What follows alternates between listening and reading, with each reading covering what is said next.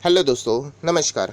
SM किसी channel में मैं आप सभी लोगों का दिल से बहुत बहुत स्वागत करता हूं। सो दोस्तों, इस वीडियो में बात होने वाली है आने वाले नेक्स्ट 5 दिन या फिर हम कह सकते हैं ये जो हफ्ता है वो बाजार के लिए कैसा रहेगा।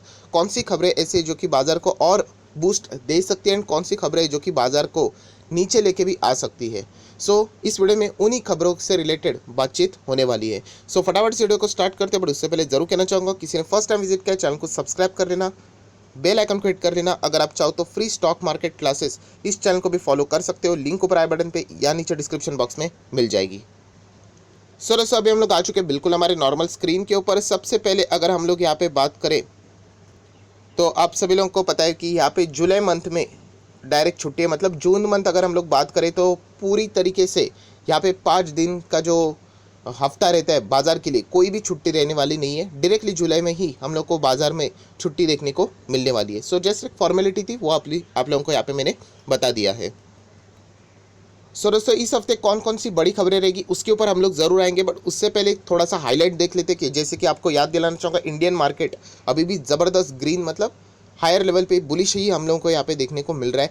बहुत सारे रीजंस भी है आप लोगों को, कोविड के केसेस से लेके मतलब उसके बाद इकोनॉमी को रीओपन करने से रिलेटेड भी कुछ पॉजिटिव खबरें हम लोग को यहाँ पे देखने को मिल रही है। इसी से रिलेटेड बात भी यहाँ पे होने वाली है। अगर मैं याद दिलाऊँ आप लोगों को तो आरबीआई आप लोगों को पता है जो उन्होंने कहा था कि अकोमोडेटिव टू स्टैंड है उनका, वो यहाँ पे वो कंटिन्यू रखने वाले हैं। उसी के साथ साथ जो रेट्स थे वो भी उन्होंने यहाँ पे चेंज नहीं किए। तो हम लोग कह सकते हैं इसी का फ़ायदा निफ्टी को भी ज़रूर ऑल टाइम हाई लेवल्स को जो छुआ है उसको कंटिन्यू रखने में भी यहाँ पे हो सकता है। उसी के साथ साथ अगर हम लोग बात करें जो अभी हम लोगों को फिलहाल की करंट स्थिति यहाँ पे देखने को मिल रही है उसके हिसाब से अगर हम लोग कहें तो जो रिकवरी है हम कह सकते हैं, जो होप हम लोगों को देखने को मिल रहे हैं वो भी यहाँ पे अच्छी तरीके से इंक्रीज होते हुए यहाँ पे देखने को मिल रहे हैं। उसी के साथ साथ बहुत सारे एक्सपर्ट का ये भी मानना है, यस दोस्तों आप देख सकते हैं एक्सपर्ट का ये मानना है कि जो मोमेंटम चल रहा है मार्केट में तेज़ी का वो इस वीक भी कंटिन्यू यहाँ पे रह सकता है, मतलब इतने टॉप लेवल पे होने के बावजूद। बहुत ही मज़ेदार ये हफ्ता यहाँ पे रहने वाला है। तो देख लेते हैं कि एक्सपर्ट जैसे यहाँ पे बता रहे हैं क्या उसी तरीके से क्या यहाँ पे परफॉर्मेंस होने वाला है। एंड यहाँ पे अगर हम लोग इस हफ्ते की बात करें तो देखिए हर हफ्ते में कोई ना कोई ब्रेकिंग न्यूज़ रहती है। जैसे कि लास्ट हफ्ते आप लोगों को पता था कि आरबीआई की मॉनेटरी पॉलिसी थी, राइट। कुछ कंपनी के रिजल्ट थे तो वो फोकस अभी यहाँ पे शिफ्ट हो जाने वाला है कुछ इंपॉर्टेंट इवेंट्स के ऊपर। जैसे कि आप लोगों को पता है कि अनलॉकिंग अलग अलग स्टेट्स में, अलग अलग डिस्ट्रिक्ट में, अलग अलग सिटीज़ में अनलॉक होते हुए देखने को मिल रहा है। वैक्सीनेशन से रिलेटेड क्या न्यूज़ यहाँ पे आ रही है एंड विदेश से क्या न्यूज़ आ रही है, इसके चलते भी बहुत सारे फोकस यहाँ पे बाजार इस वक्त यहाँ पे रखने वाला है। एंड इसी का रिएक्शन हम लोगों को बाजार के ऊपर भी होते हुए देखने को मिलने वाला है।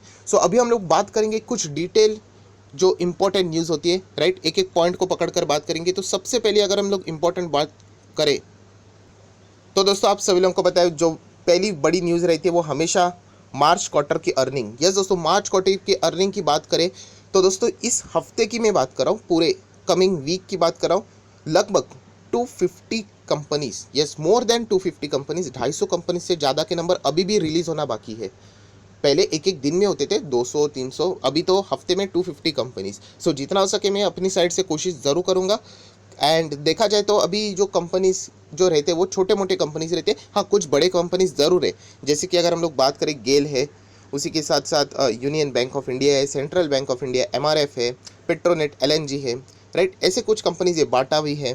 तो बहुत सारे कंपनी, आईआरसीटीसी के भी नंबर्स आना बाकी, अभी तक तो डेट भी उन्होंने अनाउंस नहीं किए। तो है बहुत सारे कंपनीज है। हम लोग ज़रूर यहाँ पे कहेंगे कि इस हफ्ते भी यहाँ पे जो नंबरिंग रहेगी वो भी एक इम्पॉर्टेंट पार्ट ही यहाँ पे रहने वाला है। देन अगर हम लोग बात करें तो सेकंड इम्पॉर्टेंट चीज़ तो आप लोगों को ज़रूर यहाँ पे पता है वो है कोविड।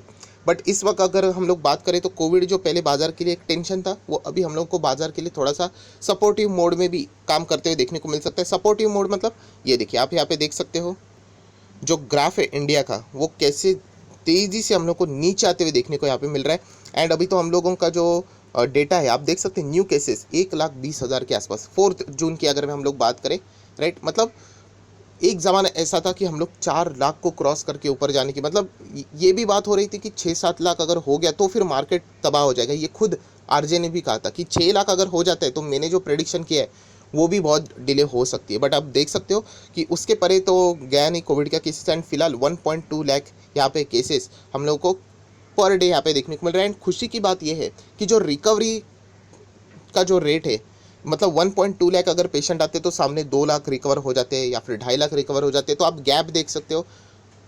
तो अच्छी वाली खबरें फिलहाल अभी यहाँ पे सामने आ रही है। एंड कोविड से जो आने वाला जो एक प्रेशर यहाँ पे होता था वो फिलहाल तो रिलीज़ होते हुए देखने को मिल रहा है, बट इतने जल्दी भी हम लोगों ने इससे खुशी नहीं बनानी चाहिए, क्योंकि जो मेडिकल टीम रहती है, आप लोगों को पता है, मेडिकल के जो स्टाफ एक्सपर्ट जो रहते हैं, डॉक्टर्स रहते हैं, उन्होंने कहा कि थर्ड वेव भी ज़रूर इंडिया को फेस करनी पड़ने वाली है, क्योंकि हमारा पॉपुलेशन बड़ा है, हम लोग अनलॉक करेंगे तो ये सारी चीज़ें हमें फेस करनी पड़ने वाली है।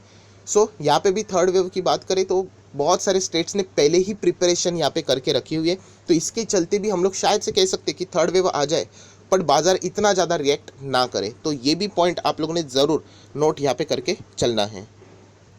देन दोस्तों, अगर हम लोग बात करें तो इकोनॉमिक डेटा पॉइंट्स, यस, अलग अलग डेटा हम लोग को ये देखने को मिलता है, हर हफ्ते की ये बात है। तो इस वक्त अगर हम लोग बात करें तो industrial production and manufacturing production का जो डेटा है, राइट, कौन सा, for the month of April, ये रिलीज़ होने वाला है इस हफ्ते के फ्राइडे पे। यस, बहुत ही इंपॉर्टेंट डेटा है, इसको ऊपर ज़रूर फोकस यहाँ पे रहने वाला है। अगर हम लोग बात करें इसी डेटा की, जो मैंने अभी आप लोगों को बताया, इंडस्ट्रियल आउटपुट जो कि मार्च 21 का जो था वो 22.4% तक हम लोग को जंप करते हुए देखने को मिला था। बट अगर हम लोग बात करें इस वक्त की मतलब अगर हम लोग अप्रैल की यहाँ पे बात करें, ये तो मार्च का हो गया, तो अप्रैल का डेटा इतना खास होने के चांसेस नहीं है, थोड़ा कम हो सकता है, इतना तो नहीं हो सकता, बिकॉज आपको पता है बहुत सारे स्टेट्स में हम लोग को वापस लॉकडाउन देखने को मिले थे, बिकॉज ऑफ वापस कोविड के कुछ केसेस आए थे, राइट। और उसी के साथ साथ अगर हम लोग देखा जाए तो आप सभी लोगों को यहाँ पे पता है फॉरेन एक्सचेंज रिजर्व्स, यस, उसका भी जो डेटा यहाँ पे रहेगा वीकेंड 4 का, वो भी रिलीज़ यहाँ पे होने वाला है फ्राइडे के ही दिन, राइट। तो अगर हम लोग बात करें आरबीआई के जो गवर्नर है, उन्होंने यहाँ पे ही बताया था कि जो फॉरेक्स रिजर्व्स का जो मतलब अभी तक जो डेटा हमारे पास है $598 बिलियन, इतना ज़बरदस्त हम लोगों को जंप यहाँ पे देखने को यहाँ पे मिला है। एंड अगर हम लोग बात करें तो ऐसा ही परफॉर्मेंस चलता रहा तो डेफिनेटली $600 मतलब 600 बिलियन डॉलर्स की यहाँ पे बात हो रही है। इतना ज़बरदस्त फॉरेक्स का डेटा भी हमारे पास यहाँ पे, फॉरेक्स रिजर्व्स की हम लोग बात करें यहाँ पे जाते हुए ये डेटा भी देखने को मिल सकता है। देन दोस्तों, अगर हम लोग बात करें इस हफ्ते की, तो ऑब्वियसली सरकार के जो भी मूवमेंट रहेंगे उनके ऊपर भी फोकस रहेगा, फाइनेंस मिनिस्टर, पीएमओ, इनके ऊपर भी फोकस रहेगा, क्योंकि आपको पता है सरकार ने यहाँ पे बीच में ओएफएस के ज़रिए यहाँ पे 10 कंपनी, 10 नहीं, ओएफएस की अगर हम लोग बात करें, यूजुअली आप बोल नहीं सकते एग्जैक्टली ओएफएस के ज़रिए या फिर बाकी, बट स्टिल हाँ 10 कंपनी हम लोग कह सकते हैं रडार पे यहाँ पे रखे हुए, जिससे रिलेटेड मैंने वीडियो भी बनाया था। ओएफएस आ सकता है 10 कंपनी में, एंड उन 10 कंपनी में से 3 कंपनी ऐसे जहाँ पे सरकार अपनी हिस्सेदारी कंटिन्यू रखेगी।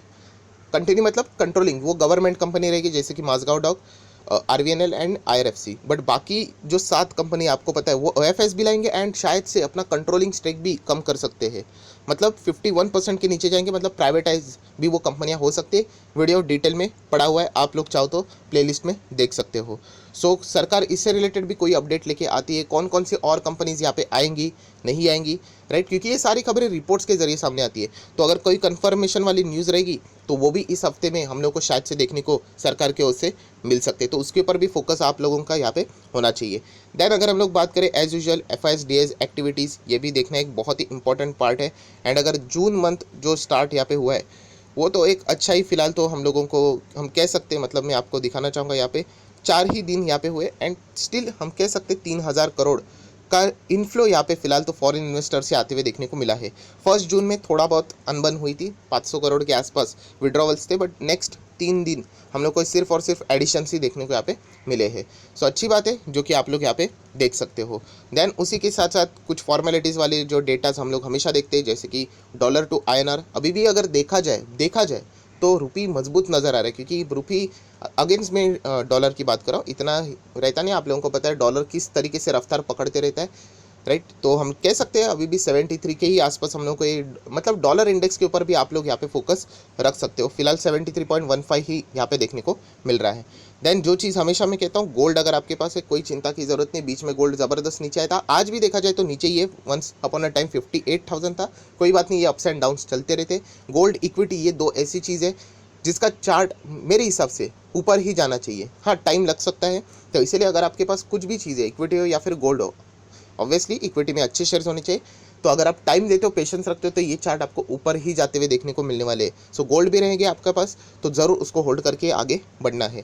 देन अगर हम लोग बात करें क्रूड ऑयल की, तो आप देख सकते हैं WTI 69.69 नियर बाय 70, ब्रेंट हमारा वाला 72 के आसपास। सो बहुत ही ज़बरदस्त रिकवरी हम लोग को क्रूड में यहाँ पे देखने को मिल रहा है। एक ज़माना ऐसा था कि WTI तो माइनस में चला गया था एंड ब्रेंट भी बहुत ही नीचे आया था।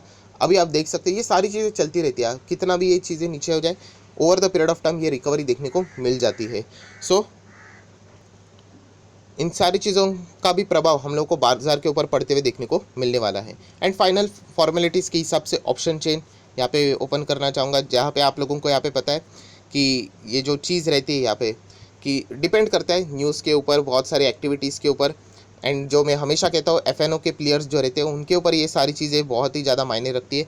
अगर मैं बात करूँ फिलहाल अभी हम लोग यहाँ पे स्टैंड कर रहे हैं 15,500, ये strong support level, closest support level की अगर आप लोग चाहते हो डिसेंट वाला तो वही ये नज़र आता है। एंड रेसिस्टेंट की बात करें तो 15,700 ही फिलहाल यहाँ पे नज़र आ रहा है। सो इसके बीच में शायद से बाजार यहाँ पे रह सकता है, बट आप देख सकते हो कि हम लोग एक नया हाई लगाते ही जा रहे हैं। तो ये कोई स्ट्रिक्ट बैरियर्स नहीं कि ऐसा है तो ऐसा ही रहेगा करके, डिपेंड करता है कि बाजार में क्या चल रहा है। एंड फिलहाल अगर हम लोग बात करें बाजार के माहौल की तो पॉजिटिव खबर बहुत ज़्यादा है, चाहे वो कोविड के केसेस कम होना हो, रिकवरी रेट ज़्यादा बढ़ना हो, RBI की जो मॉनेटरी पॉलिसी थी वो बाजार के लिए हम लोग ज़रूर कह सकते हैं उस दिन बाजार में थोड़ी गिरावट थी, बट लॉन्ग टर्म के लिए ज़रूर सपोर्टिव है, वो भी हम लोगों ने देखा है। लिक्विडिटी मैनेजमेंट भी चल रहा है, 15,000 करोड़ की स्पेशल लिक्विडिटी भी प्रोवाइड की गई है स्ट्रगलिंग सेक्टर के लिए RBI की ओर से, राइट। और भी 16,000 करोड़ का पैकेज दिया गया है, ये भी सारी चीज़ें हैं, राइट। उसी के साथ साथ दो इंपॉर्टेंट पॉइंट और रह गए, जैसे मैंने कहा सरकार OFS डाइवेस्टमेंट है, शायद से कोविड का भी एक अलग से पैकेज भी सरकार लेके आ सकती है 2.0 से रिलेटेड, जो प्रॉब्लम हुआ था सेकेंड वेव से रिलेटेड, तो कौन से सेक्टर है उनके लिए भी हो सकता है शायद से। देन अगर हम लोग बात करें मॉनसून से रिलेटेड भी जो अपडेट है वो भी बहुत ज़्यादा मायने रखता है, क्योंकि बताया जा चुका है कि मॉनसून टाइम पे होगा करके। एंड अगर ये चीज़ें एस्टिमेशन के हिसाब से अगर नहीं होती तो इसका भी प्रभाव बाजार के ऊपर थोड़ा बहुत ज़रूर पड़ जाता है। ऐसी कोई बात नहीं कि बाजार ही खत्म हो जाएगा, राइट, ये थोड़ा बहुत पड़ जाता है, राइट।